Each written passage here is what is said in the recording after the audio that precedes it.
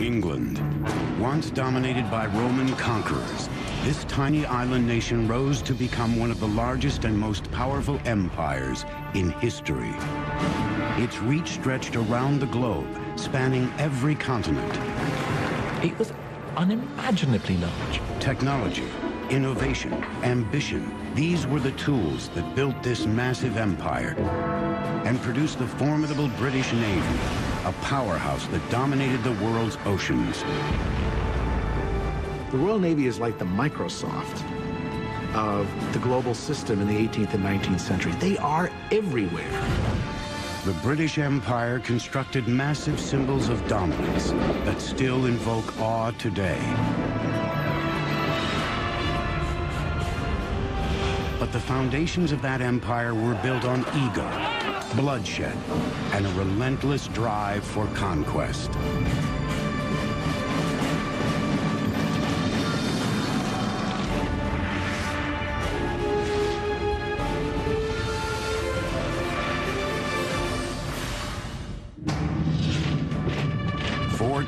AD, the most powerful empire the world had ever known is under attack. At the far edges of the British Isles, the once mighty Roman legions march toward the coast in full retreat. They leave in their wake a military and political void. For the first time in more than 400 years, the vulnerable island nation of Britain must fend for itself. It was the end of one empire and the beginning of another. The sun never sets on the British Empire. I've heard those words all my life, ever since I was a kid, even though I've never lived in England, and that empire is long gone. Hello, I'm Peter Weller. At its height, the British Empire covered almost a quarter of the Earth's land mass, some 14 million square miles, and if you think about that, that's just staggering. But how did an island, if you will, in the middle of the North Atlantic come to be such a behemoth empire? Well, in the early 400s AD, when those Roman citizens were fleeing in the face of an onslaught of Vikings and Jutes and Angles and Saxons, some of those marauding and plundering people decided to stay. Maybe they liked the temperate climate. And after several centuries, they'd organized and developed themselves into somewhat of an Anglo or English identity. But with the death of the last true Saxon king, Edward the Confessor, the door was open for another people to step in, the Normans, who were essentially descendants of the Vikings living in northern France. And at the Battle of Hastings in 1066, the Normans did that very thing. They took England under the leadership of a man named William, who we call today William the Conqueror.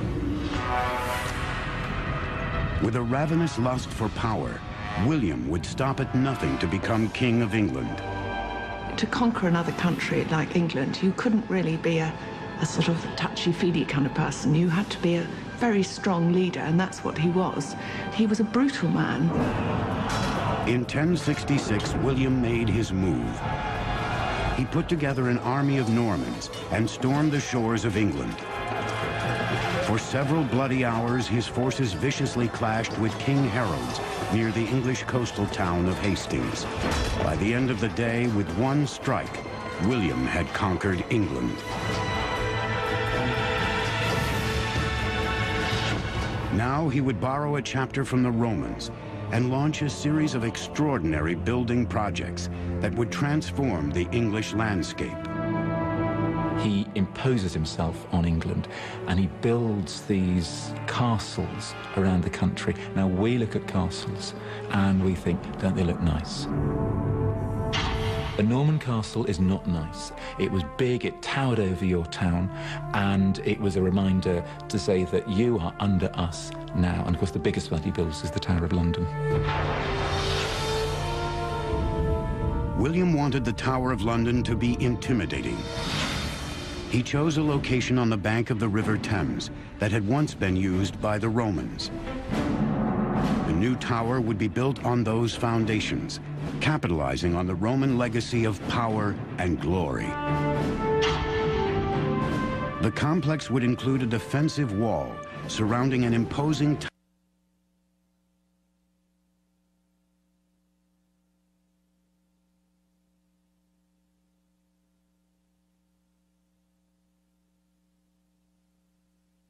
get rid of me. Of course, the people they use to build it are the locals who have to do it, so they use them effectively as slave labor.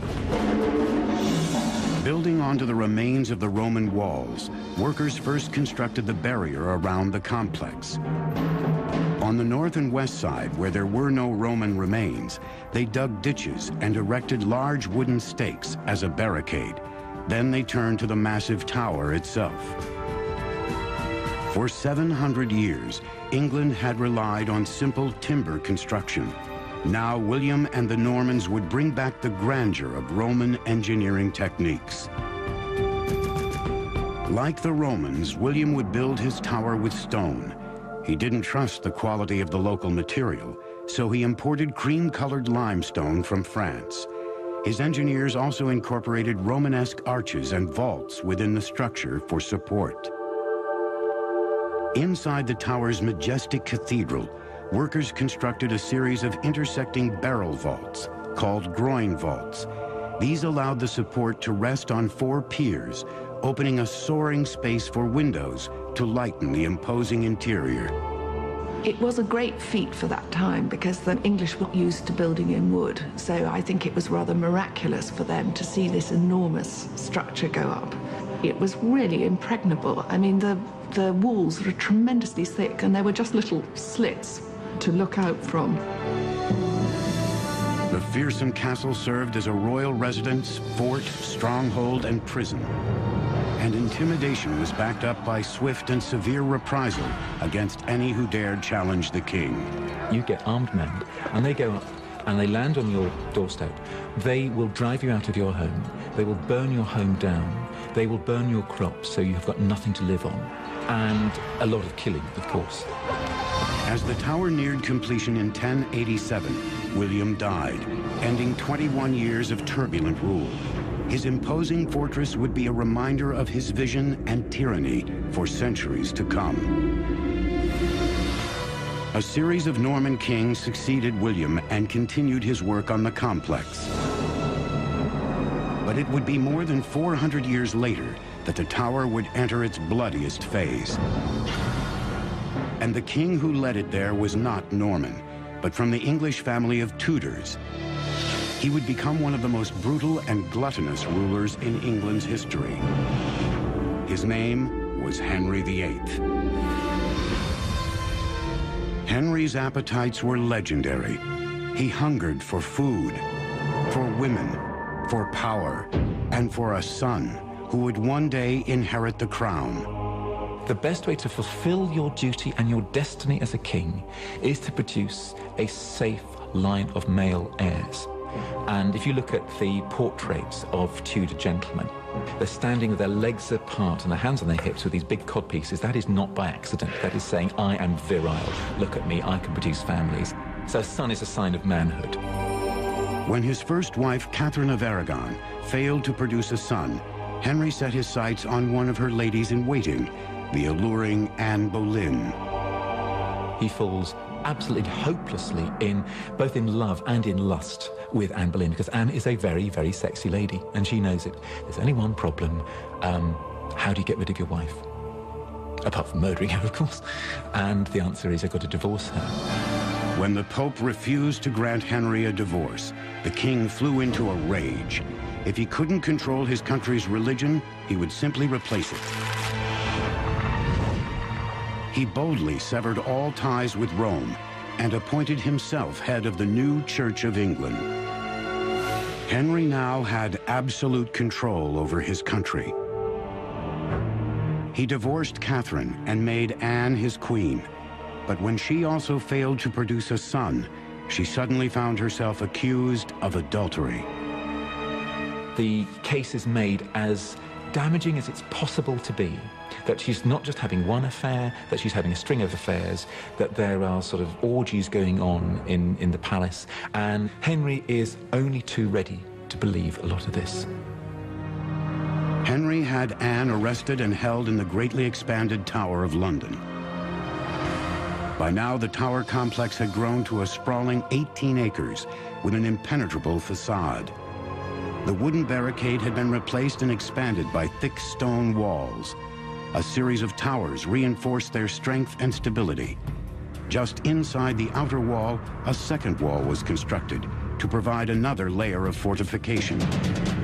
A ditch had been dug around the perimeter and filled with water to form a moat. With these added defenses, the tower complex was virtually undefeatable.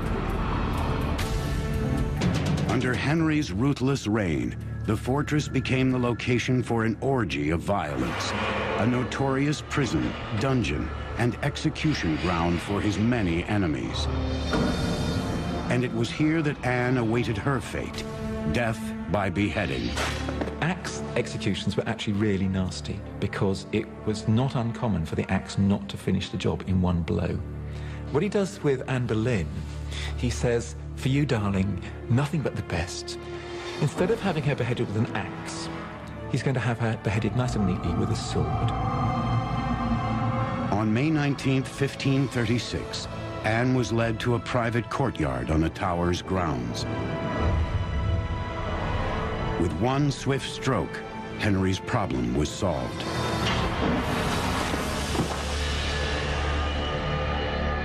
But Henry's longing for a son was only part of a more ambitious quest. Since the beginning of his reign, he had lusted after a dream of ultimate glory, to transform England into an empire. This idea of a realm that would cover every part of Europe and extend beyond was always in the back of Henry VIII's mind. His real vision and dream, his great appetite was for dominion and empire. But Henry's road to empire put him on a collision course with France and Spain, Europe's reigning superpowers. His plan of attack, to fill the high seas with floating weapons of mass destruction. 6 ravens are always kept at the Tower of London. Legend has it that if they leave, the kingdom will fall.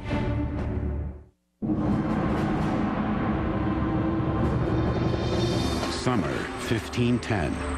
An army of laborers scour England's forests, gathering material for a colossal undertaking on England's road to empire. Before King Henry VIII could conquer the land, he needed to conquer the sea. He set out to radically transform the way battles were fought and won by turning his ships into deadly weapons. He is the one who first begins putting heavy guns on ships. To put these large siege warfare type guns, ship cracking guns, some of them weighing almost a ton, on shipboard that could be used to batter your enemy into submission. Massive guns required massive ships. Henry ordered his naval engineers to build a new and imposing fleet. The centerpiece, his flagship, was one of the world's first battleships. It was called the Mary Rose. The Mary Rose really epitomizes the mentality of naval planners of that age. Get as many guns pointing as many directions on shipboard as you possibly can. And that's what the Mary Rose was set to become, a gun platform. The Mary Rose featured a breakthrough advance in warship design, gun ports. Holes were carved into the side of the ship with flaps that could be lowered over them. These holes allowed cannons to be positioned and fired through the side. Naval designers could now engineer decks dedicated solely to firepower. The added weapons turned the Mary Rose into a killing machine. This was a major revolution, really, in ship design, of which the Mary Rose was at the sort of very beginning. By the mid-16th century, England's march toward naval dominance was in full flow. But Henry soon ran into a problem. The cost of arming his ships with expensive bronze guns was quickly draining England's treasure chest. He's got to find other ways to produce the kinds of, heavy artillery, which can help his armies and his navy fight effectively, but at a lower cost. And the cast iron gun is the perfect solution. The cast iron gun runs less than a fifth of the cost of a bronze one. A successful cast iron cannon had never been made before, but Henry knew how to make it happen. He turned to the country's famous iron-making region, the Weald, and gave his engineers a mandate. The difficulty with casting in iron a large piece like a cannon was the fact that, for a start, iron had to be melted at a much higher temperature. There was only one way to get the temperatures high enough, an engineering wonder of the time, the blast furnace.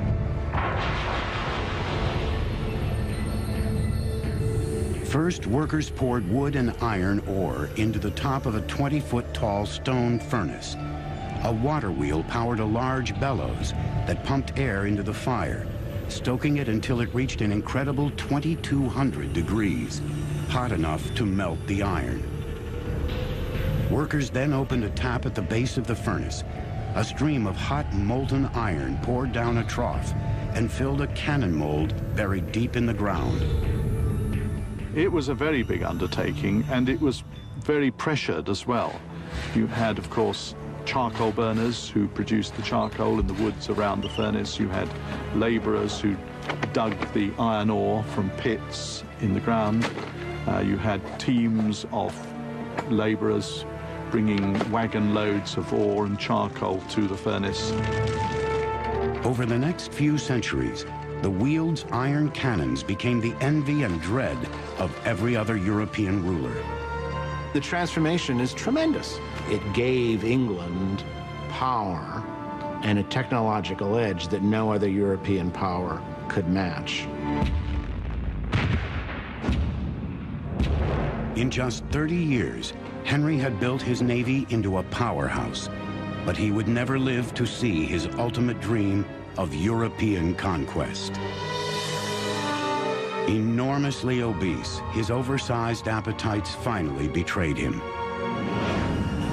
He died in January 1547, leaving a legacy of brutality and innovation that stands through the ages. His reign had laid the seeds that would explode into a mighty empire. And Henry lays the foundations all right by building a navy, by building this notion of Britain as forming an empire, an imperial presence in the world. Backed by the growing power of their navy, England's empire would expand over the next 150 years through colonization and conquest. By the mid-18th century, Britain controlled parts of India, Africa, the West Indies, and North America. But two major threats to the burgeoning empire loomed ahead, and the king who would fight them, George III, would also be battling demons of his own. It's always talked about as his madness. It was a physical illness that he had, but the effect was that it affected his brain. George first slipped into madness in 1788, 7 years after suffering a withering blow. A small territory a world away had defeated the mighty British in a war of independence. It was called America. When the British troops leave Yorktown, when they surrender, they play this tune, "The World Turned Upside Down." And that is really how it seems. The world hasn't turned upside down, the world's gone mad. When rebels win. Over the next decade, George's world slowly caved in on him. Then in 1804, another threat would send the king and his empire spiraling to the brink. French Emperor Napoleon Bonaparte. By the early 1800s, the tyrannical conqueror was quickly overtaking Europe. England was his last obstacle to continental dominance. He was as large a threat as the Nazis were in the Second World War. He was amassing the forces for an invasion of the British Isles. England's Royal Navy had become a major force at sea, and in 1805, it faced Napoleon's invasion threat head-on in the momentous Battle of Trafalgar. Using fearless naval tactics and the most technically advanced ships of the age, England annihilated the combined forces of the French and Spanish fleets. Trafalgar confirms Britain's position as the supreme maritime power, and the British emerge as the unsurpassed masters of those naval technologies. But by the time of Napoleon's final defeat in 1815, King George III was permanently gripped by insanity, becoming a mere figurehead of power.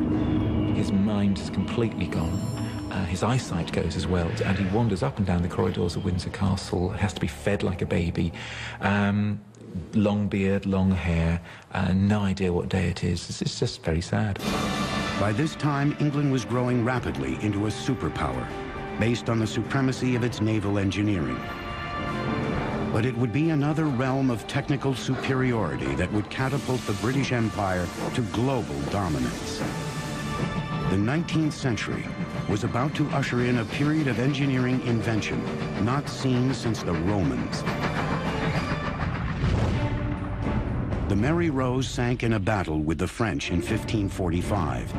In 1982, the ship was raised from the bottom of the sea. By the 19th century, Britain had developed into an industrial titan, bursting with wealth. Its monumental success came from a period of staggering technological invention that swept across the empire and then dominated the globe. It's hard to think of a period in history where you had so much creativity in terms of technology, so much willing to experiment with the possibilities of what you can do with machines, what you can do with engineering, what you can do with architecture. In the past, empires had been built by hand. Now the British would dominate their territory with machines. Engineering innovations like cast iron and the turning of a warship into a single ballistic offensive entity with guns transformed the English Navy. And that Navy transformed England into an empire.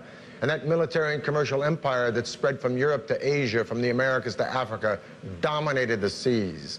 But what about the land? Because by the early 1800s, Britain was jumping with productivity, but lacking in means of overland distribution. Well, in 1782, a man named James Watt perfected an engine driven by steam. But it was 40 years later that George Stephenson and his son Robert took that engine and with a firebox, boiler, piston, and a remarkable invention called the chimney, powered a locomotive called the Rocket over tracks at the blistering speed of 29 miles an hour and revolutionized overland commercial transportation with the railroad. The Rocket was not the first locomotive, but its unique engineering features proved that steam trains were the force of the future. The key to its speed was in its engine. A series of copper pipes carried hot gases from a coal-fueled firebox through a chamber of water, bringing it to a boil. This created steam that rose up into a dome and was forced through a valve into a cylinder. The intense pressure from the steam pushed a piston rod that connected to the wheels of the locomotive, powering it forward. By venting the exhaust steam out of a chimney instead of the cylinder, fresh air was sucked into the firebox, stoking the fire. With this advance, the Rocket could charge ahead at blazing speeds. Of all the locomotives that were imagined at the time, it's the one that looks the most like a locomotive will. I mean, it's going to be improved in innumerable ways, but that basic machine is the one that emerges as a locomotive for the next century.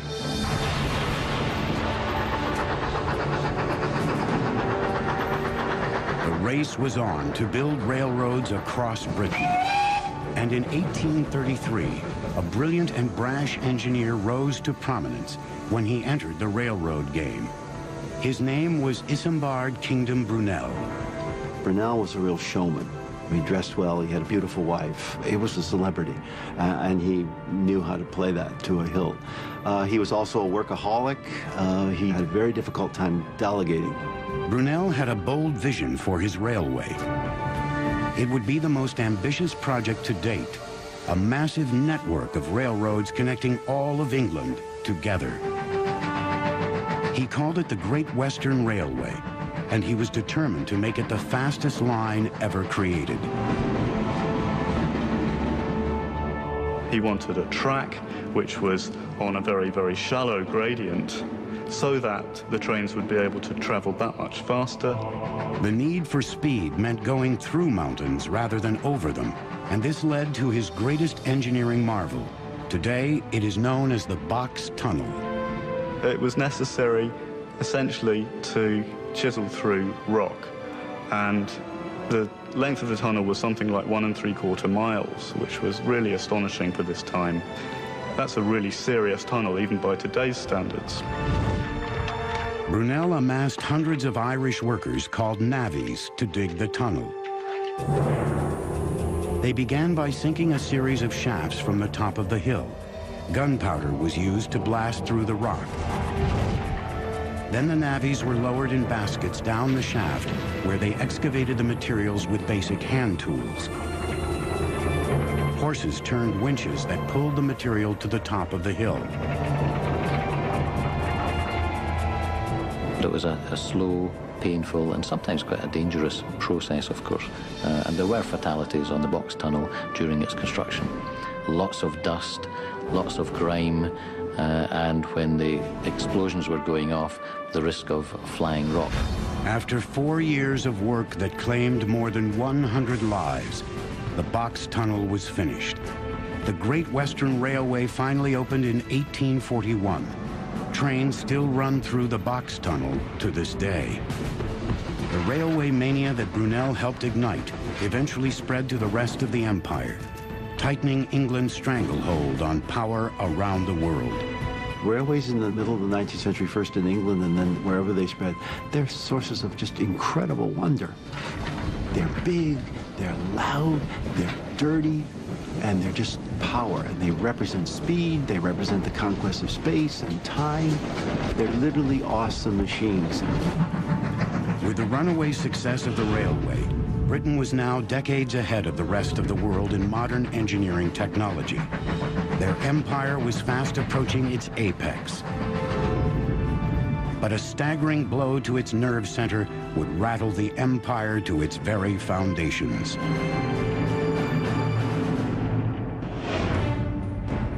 The first person to be killed by a train was a member of Parliament. He was struck by the rocket in 1830.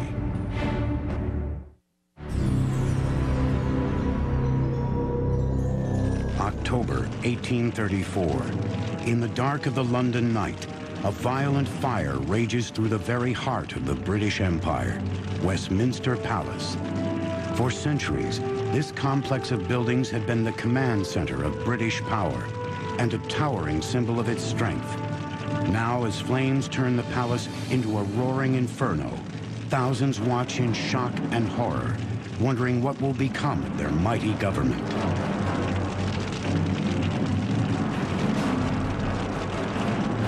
The fire of 1834 had dealt a devastating blow to the political nerve center of the British Empire. Westminster Palace had stood in some form or another since the late 11th century during the time of William the Conqueror. And now these ruins had the British people wondering, would Parliament ever meet again in this place?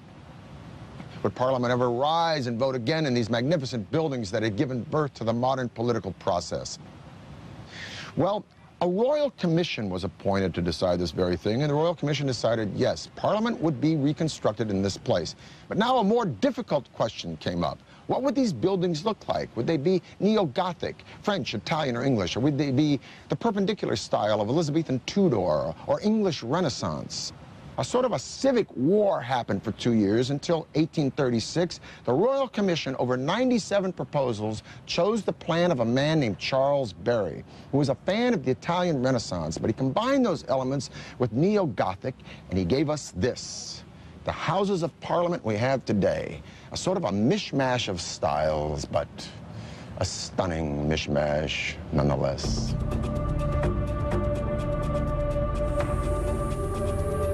From the ruins of the old Parliament, British architects would design a government building of staggering proportions, twice the size of the U.S. Capitol.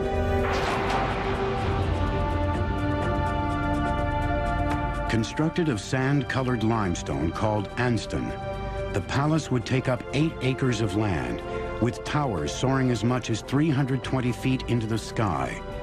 It was decided that one of these massive structures would be a grand clock tower. Today, we know it as Big Ben. You're able to measure time much more accurately in the 19th century, and time is important. Time comes to mean money, and there's something of a revolution in the 19th century about timekeeping. So if you're going to have this latest building, yeah, a clock tower goes on it. When the royal astronomer George Airy announced his requirements for the clock, people were stunned. It would be the largest and most ambitious timepiece the world had ever seen. Now, Airy's demands for excellence were fairly rigorous. For instance, one of his requirements was that the clock be accurate to within 1 second every 24-hour period, and furthermore, that the accuracy reports of this clock be telegraphed on down the River Thames to the Greenwich Observatory twice a day. Now, this was not the 21st century age of information. A digital clockmaker today, this would not be shooting for the moon. But a 19th century clockmaker, to make such a great clock in a huge tower with such heavy striking mechanisms, pushing such heavy hands, with such precision and such accuracy that would be exposed to the rain, wind, and elements second after second, hour after hour, week after week, year after year. This was absolutely unimaginable. It was like going to the moon. So Parliament, rightfully, asked Airy if he might come up with a plan that was a little bit more reasonable, a little less expensive. But Airy was adamant. And thus the clock today we call Big Ben, which is really the name of the bell, became the standard for timekeeping the world over. Incredibly, it was an amateur clockmaker by the name of Edmund Beckett Denison who designed the famous clock when all other experts failed to meet the challenge of pinpoint accuracy. Like all clocks of this type, Denison's would be powered by weights, gears, and a pendulum. But Big Ben's design featured a groundbreaking new device that would protect the pendulum from outside forces. 2 metal arms control a wheel with 3 spokes. With each swing of the pendulum, one of the arms opens, allowing the wheel to turn a notch. This regulates the movement of the clock. When rain or snow weighs down the clock's hands, the arms isolate the pendulum so it keeps swinging without being affected. To fine-tune the clock's accuracy, timekeepers simply reach into their own pockets. Pennies are used as part of its regulating its accuracy. By adding or taking away one of these old pennies from the pendulum, the clock can actually gain or lose 2/5 of a second in 24 hours. With this brilliant but simple method, the clock became world famous as a marvel of precision engineering. The clock tower over the Parliament at the centre of the empire has a peculiarly powerful symbolic importance. It's as if time itself is governed by the British. In addition to the clock, a series of bells was needed to toll the passing time, with an enormous central bell ringing on the hour. A bell founder by the name of George Mears cast the giant bell to Denison's precise specifications, and Big Ben was born, weighing a staggering 13 tons. Huge crowds lined the streets of London and cheered as Big Ben was transported to the finished clock tower in 1858. It has been filling London with its distinctive rings ever since. London grew as a city tremendously. It was really the first large-scale conurbation in the world. And as a city, it had to have its icons, and the ultimate icon being the mother of parliaments, the parliamentary building with Big Ben as a symbol of the strength and the power of the British Empire. By the mid-19th century, Great Britain had set the gold standard for technological achievement. But under the reign of a young, naive queen, a crisis would strike London and push it to the brink of disaster.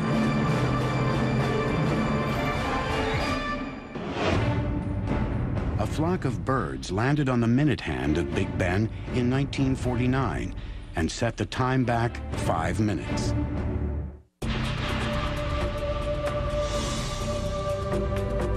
In 1837, a teenage girl takes the reins of the most powerful empire on earth.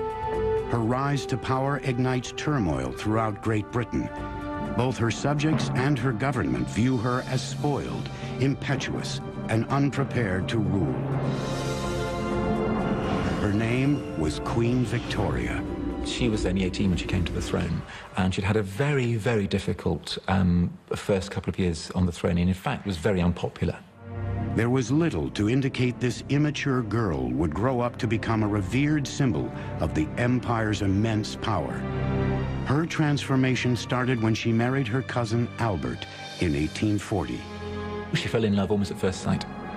All her life, actually, she wants someone to lean on, metaphorically and indeed literally. And Albert is able to take her in hand, rather. So he comes in and he helps her grow up. By this time, the empire stretched around the world, from North America to Australia. Albert and Victoria pushed for greatness in engineering and technology, knowing how crucial these advances were to their expanding empire. None more so than the emerging technology of the telegraph. You've got an empire which is extending literally around the globe. People talked about the annihilation of space and time through electrical telegraph. The telegraph industry exploded around the world, with Britain leading the charge. During the mid-19th century, over 97,000 miles of twisted steel telegraph cables were laid. A message could now be sent from Britain to India in a matter of hours. The world's first information superhighway had arrived, and with it, the empire could consolidate its power more effectively than ever before. It was an enormous feat, no question. It's something which simply was not conceivable before they did it. Engineering advances not only united the empire, they triggered a manufacturing boom unlike any seen before. People flocked from rural areas to city centers to take advantage of job opportunities. And as productivity skyrocketed, so did the population of its nerve center, London. So whereas it had been 1 million at the beginning of the 19th century, it was then, by the 1850s, it was already 2 million. And London was not designed for this. And there was terrible overcrowding. Really, people were living as though they were in a chicken coop.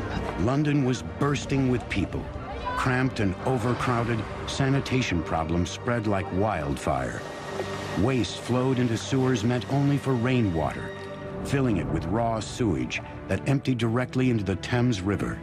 The situation was ripe for disaster. Now, you would think the Thames, huge river, that would be a great way of disposing of London's waste. But unfortunately, it was also London's water supply.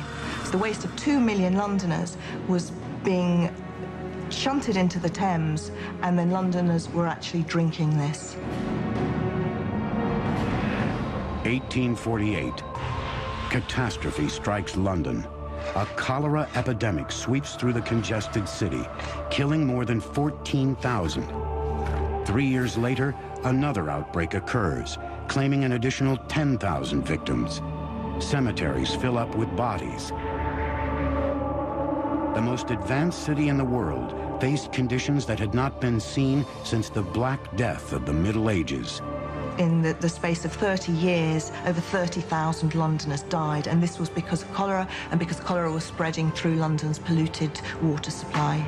It was shocking. Something needed to be done. England turned to an engineer by the name of Joseph Bazalgette. His solution would revolutionize urban planning. He and thousands of city workers would build the most advanced sewer system to date. Bazalgette's innovative plan was to install giant intercepting sewers on each side of the Thames, running parallel to the water. These main pipes would be connected to more than 1,300 miles of older city sewers, collecting the waste and diverting it away from the river. The genius of the system was that gravity was used wherever possible to actually move the sewage out of London. So the sewers actually ran at an incline. When gravity wasn't enough to carry the flow, Bazalgette built grand pumping stations. There, large steam-driven engines lifted the sewage until gravity could take over once again. The sewers guided the waste into 2 deep reservoirs, where it would be stored and released at high tide, when nature could dispose of it neatly. The sewer system really was one of the marvels of the 19th century. It used 300 million bricks. There was extraordinary earth moving. It was a truly colossal task and brilliant, amazing. This extraordinary engineering feat transformed London into the first modern glittering metropolis. Cities throughout Europe studied its design with awe. But the disease epidemic wouldn't be the last crisis of Victoria's reign. If you read Hard Times or Oliver Twist or David Copperfield or any of the other genius works by Charles Dickens, you'll get a sense of the staggering overpopulation in London in the 19th century. And some of the fallout of this horror was the sheer volume of traffic in London, a chaos of pedestrians and horses and carriages and carts hauling everything from hay to hardware. The traffic from the south alone was bottlenecking the London Bridge such that London felt like it was choking to death on its own success. London needed another river crossing, but a traditional bridge would block the big merchant boats coming upriver to the port.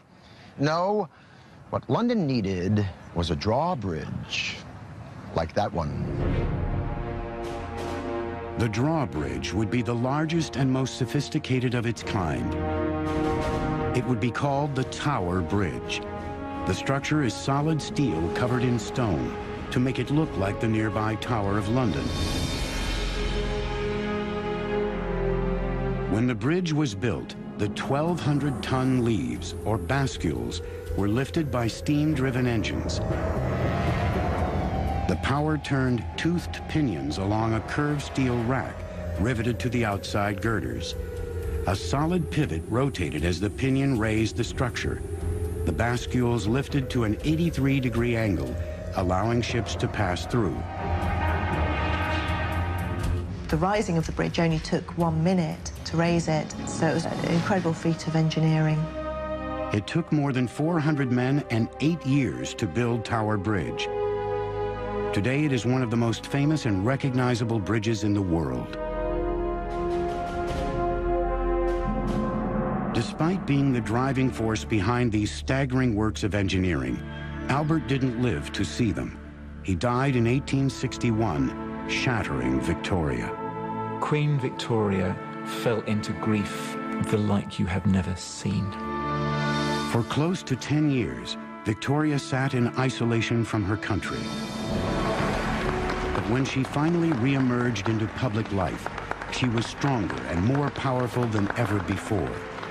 The immature teenager had redefined herself into a ruler of the modern age and took her rightful place as leader of the British Empire. All over the world, statues to Victoria are erected. There are massive celebrations all over the world, and in many cases, those celebrations are joined by the colonized peoples. She becomes a figure of affection. Victoria had become the symbol of the empire's splendor and might, and her reign would mark the apex of British power around the world. The British Empire now had possessions on every major continent and could claim more than 400 million people under its rule.